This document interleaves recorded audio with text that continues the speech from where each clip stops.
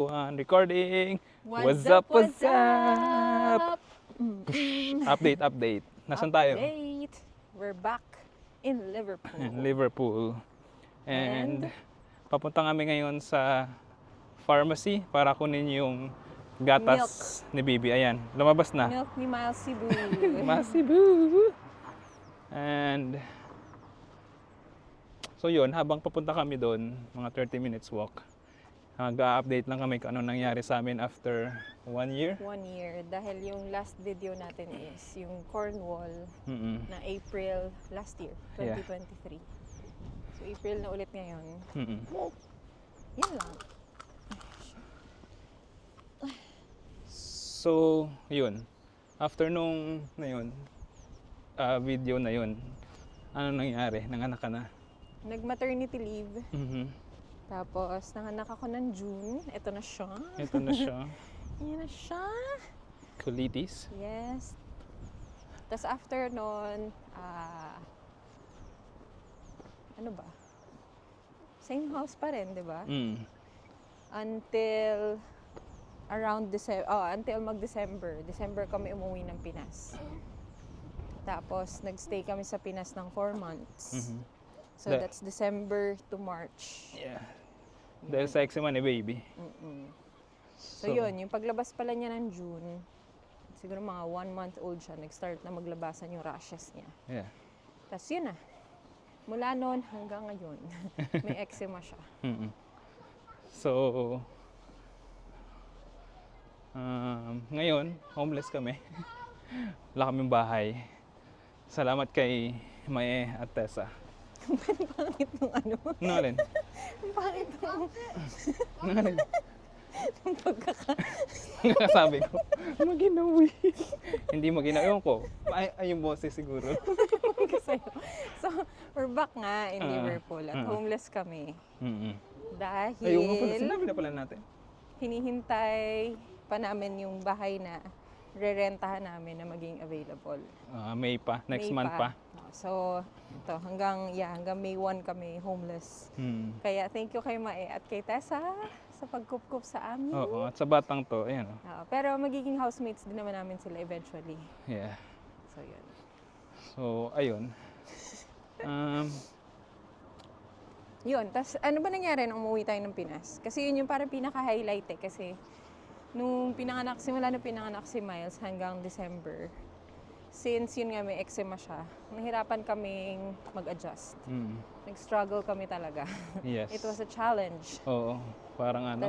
Kasi parang dalawa lang kami, gutok sa aso. Dalawa lang kami, first time parents, tapos never pa kami din nagkaroon ng experience sa eczema. So, nag-struggle kami. Nag-try kaming mag-hike. First hike ni Miles nung 2 months old siya, September yun. Yes. Sa Lake District. So, yun yung Mother Mountain niya nandun, La Trigfell. Pero, dun nag-start actually yung talagang nag-dry yung skin niya. So, after nun, nag-decide kami na wag na lang muna mag-hike. Then, umuwi kami Pinas, hoping na mag-better yung skin niya kasi nga, parang main culprit kasi is the weather. Very cold, very dry ang air. Nagda-dry yung skin niya. Tapos nag-molds and damp yung mga walls, which is also another main trigger. Ana, approve Umuwi ka? kami Pinas. Yes. Pero yun, buong December was parang dedicated to mga Healing. check-up. Mga check-up ni Miles. Talagang naghahanap kami ng best possible treatment talaga for him. Na ngayon, na-realize namin na, tama naman talaga na maghanap ka ng treatment. Pero best pa din to pinpoint the triggers. Yung the main root cause. Yung root cause. Mas magandang iwasan yun. Yes. Yun yung best cure.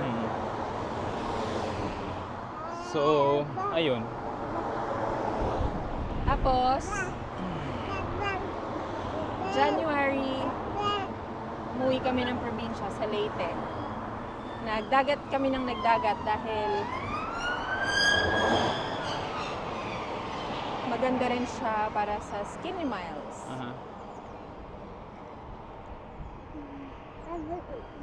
Napindot naman, no?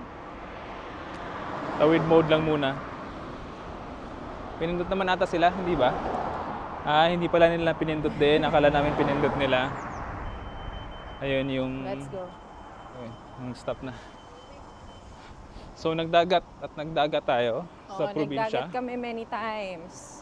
Tapos, ayun, ano nga siya, nag-respond well nga yung skin ni Miles. Tsaka hindi lang yun, yung hangin din kasi. Fresh air, maliban sa dagat. Tapos, mga 1 month kami doon sa province. Tapos, pagbalik namin ng Manila, nag-try ulit kaming magdagat pa. Nakapagdagat naman kami twice sa Batangas. Tapos, bininyagan si Miles. Then, ano pa ba yung mga highlights? Hindi kami masyadong naglalalabas kasi Yeah. nga, masyadong sensitive Sensitive yung skin. skin ni Miles at marami siyang allergies at the moment. Although yung allergies niya has something to do with the eczema eh. Yeah. Kaya yung parang defense mode, yung ano niya, masyadong mataas. Yung- Defense mode yung ano niya, ang tawag doon, yung immune system niya. Yeah. Kaya marami siyang allergies. Yung pagdadagat pala namin, ano lang yun supplement lang yun. Marami din kaming, may mga nilalagay din kaming mga creams, Remedy. lotions, ointments, ganun. Yeah. Hindi lang siya, parang hindi yung main treatment yung dagat. Nakatulong lang din kasi siya. Pero yung salt water. Ayun. ang naging main treatment natin talaga, Yung steroids. unfortunately, Yung steroids. ay steroids. Yes. Yeah. Ano ba yan, Labi? Hindi kita maintindihan. So, ayun. Tatawid ko. Ano, yun. Oo, steroids talaga yung naging main treatment. Kahit hindi man namin gustuhin. Yeah. Pero gagawa kami ulit ng video niya na detailed na pangyayari. About Tabi. eczema. About eczema. Tapos bago pala kami umuwi ng Pinas, napag-decidean namin na kasi nag-end yung tenancy namin ng December bago kami lumipat. So parang in-end na yung tenancy, and then lahat ng mga gamit namin, iniwan lang namin sa storage Yeah. para mas mababa yung Rent namin. rent. Kasi kaysa bahay or kwarto yung i-rent namin, 4 months kasi kami sa Pinas. Sayang naman, 4 months. So nilagyan lang namin sa storage yung mga gamit namin, then pagbalik namin dito, tsaka na lang ulit kami maghahanap na lilipatan. Yes. Hassle siya, pero okay lang, carry lang. Basta may mga friends. Gaya ni Mae at Tessa. Yeah. So, may mga big decisions din kami in life na ginawa namin. Yun nga yung pagbakasyon ng matagal, 4 months. At yung pag-change ng mga visa. Para lang makauwi din ako ng matagal. Para makasama ka. Para makasama Kasi ako. ako, maternity leave ako So technically, pwede talaga ako matagal. Yeah. Mawala. So, ayun. Tapos isa pang expectation nga namin, pagdating namin sa Pilipinas, 1 month, 2 months lang, okay na yung skin ni Miles, pero hindi. Dahil nag-i-imagine na rin kami ng hakit din kami ng bundok doon, ganyan, travel. Pero wala. Magbabago talaga yung mga plano. Magbago yung plano. Nagpakat din buhay. pala akong hair. Sobra, na-chop talaga siya. Kasi, siguro mga 4 months si Miles, sobrang grabe yung postpartum shedding. Yeah. Postpartum hair fall. As in, OA siya.